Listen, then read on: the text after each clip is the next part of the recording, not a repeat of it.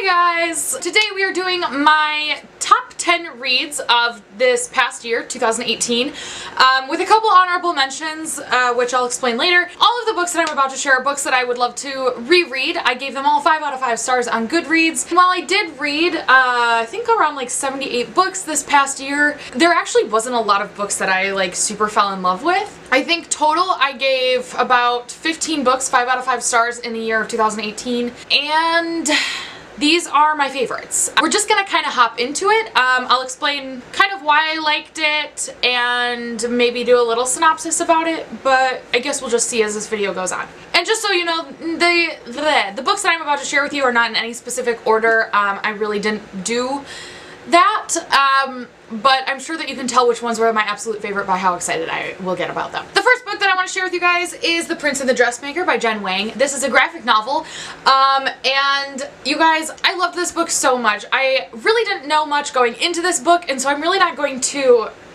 share like the whole over synopsis of what it's about, just because I loved being surprised. And so I kind of like, for those of you who haven't read this, I want you to be surprised. But I really enjoyed this book. The artwork was actually phenomenal. Jen Wang might just be one of my new favorite graphic novelists. I loved it so much. The colors were lively, the story was lively, like literally everything about this book just made me so happy inside. And I feel like the title is basically like a synopsis of what this book is about, so that's really all I'm going to say. But I really enjoyed this book.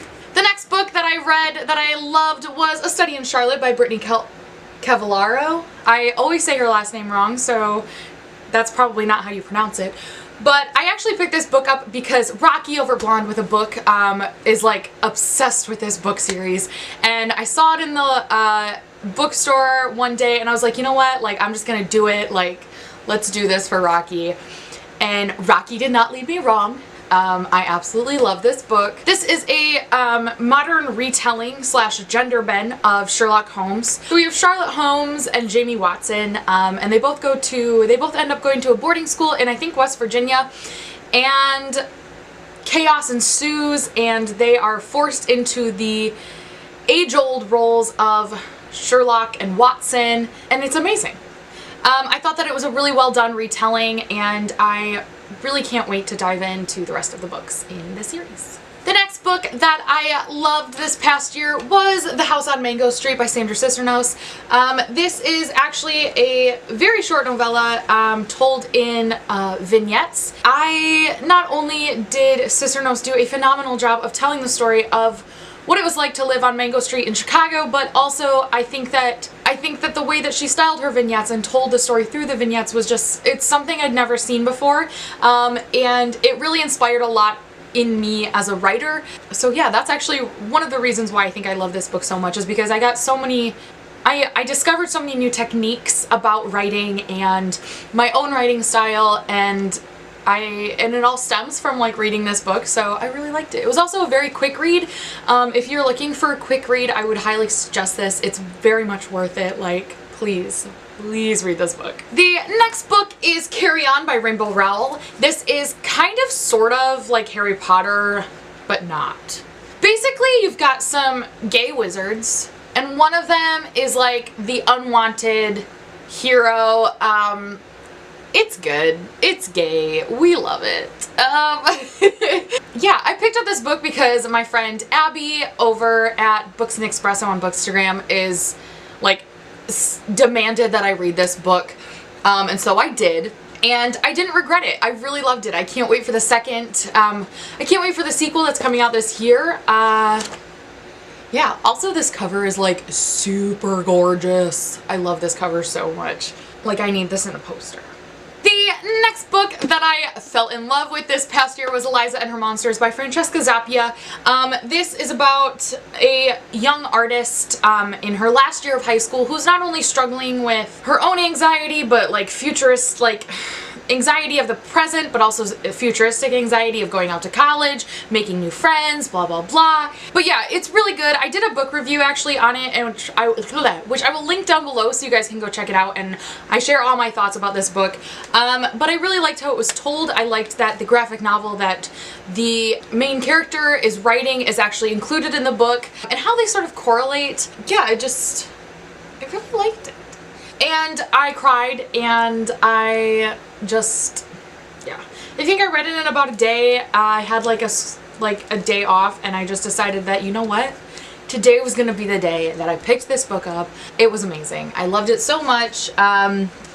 Yeah, I'm just gonna go on and on about how much I love it. So the next book that I picked up that I loved was This Mortal Coil by Emily Sue Bata. I do have a review coming up for this book, so I'm not going to share a lot about it, but it is a post-apocalyptic book, and it involves like special like computers in your arms and a virus, and it's super badass. I got the opportunity to actually meet Emily Sue Bata this year, and oh my gosh, I think meeting her made me fall in love with this book more, because she's just such an amazing human, and I couldn't, like, she's just everything. But yeah, I really liked this book. I haven't actually read like a post-apocalyptic book that I've liked in a while, so the fact that I picked this up and I loved it, like, y'all. But yeah, you can obviously see there's a lot that I like about it. Please read. The next book I picked up is 1,000 Perfect Notes by C.G. Drews, also known as Paper Fury on Twitter or book blogs or Instagram. This is actually a, I think an Australian release, so you can't actually buy it in bookstores yet in America, but you can get it on Amazon, and please do. I really bought this book just because I wanted to support C.G. Drews. I didn't really know much about it, but I do not regret reading it. It was so amazing. The character development was just something that I was not expecting, and I absolutely loved it. And the fact that it's this contemporary read, but it's also just so like, there are just some things mentioned in it that are very just horrific and terrifying to think about. And I think that the fact that, you know, we have this, but we also have like these sweet characters and these caring characters, and you guys, I loved this book so much. Like, anytime someone needs a character, like, if you need to work on your character development as a writer, like, please read this book. I think that the character development in this story is just, it's some of the best that I've seen. Granted, I haven't, like, that's not something that I look a lot for in books, but like, this book, y'all, like, I loved it. I think what I loved about it most was that it was contemporary, but it was also just so, wow. Like, there was violence in it? Like, what? C.G. Drews, you're killing me? I love you. Also, look at this cover. Like, I'm like a beautiful fucking butterfly right now. Like, this is beautiful. Anyways, please pick up this book. Alright, and the last three books that I loved this past year are a series, so I'm just going to say them all together. And that is the All for the Game series by Norska Kovic, which include The Foxhole Court, The Raven King, and The King's Men. Oh my god, you guys, I love this book series so much. I actually first read this book series on the Kindle app, which, y'all, the books are very cheap on Kindle. Go and get them. There's not even an excuse. Like, if you have $1, you can afford, like, I think all 3 books. Okay? Get the series and read it and fall in love with it, okay? But yeah, I didn't have a lot of expectations for this book. And truthfully, I didn't know much about it. I actually discovered it through fan art on Instagram.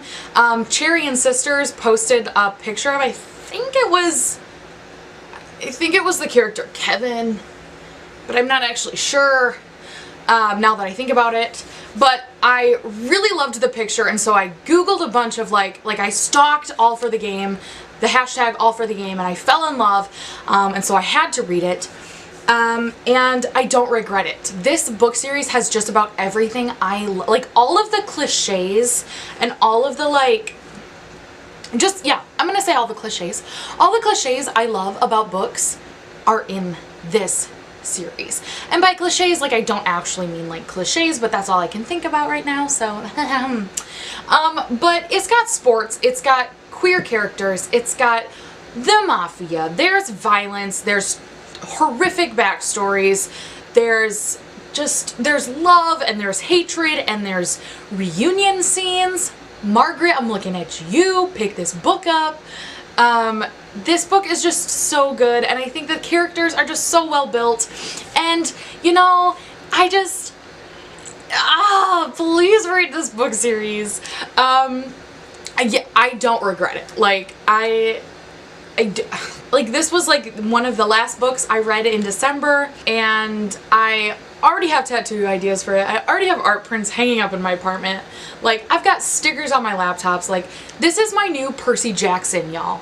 And if any of you know me, you know how much I love Percy Jackson. So if that says anything about this book series, like, please read it. This is like the adult version of my Percy Jackson, okay? Like, Percy Jackson encompasses who I am. And then this series encompasses my adult, you know, like who I am now, you know? Does that make sense? I fucking love this book series. Please read it. Alright, and that is my top 10 reads for 2018. I do have a couple honorable mentions, which include the graphic novel Heartstopper by Alice Oseman, as well as the graphic novel Check Please by, I can't pronounce her name, so I'm not even gonna try. You should check both of these out. They're amazing. They're honorable mentions mainly because I didn't start reading them in 2018, but they were both published to the world. They were both published in print in 2018, so that's kind of why they're included in this list, but also kind of not. These are some of my favorite graphic novels in existence, so if you haven't, pick them up. Alice Oseman actually just released new information on the Heartstopper series. So far there's going to be 4 complete graphic novels for this series, so please pick up the first one. Please follow Alice Oseman on Instagram and Tumblr or Tapas or whatever. I don't care. Read this book series.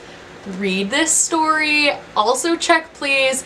There is a website for this comic, which I will link down below, and I will link Heartstopper's comic down below. Please read both of these series, you guys. They're amazing. I love them so much. That's it. That is it for this video, though. Thank you guys so much for watching. What were some of your favorite reads of 2018? Do we have any in common? Question mark. Please make sure to give this video a big thumbs up and subscribe. Bye!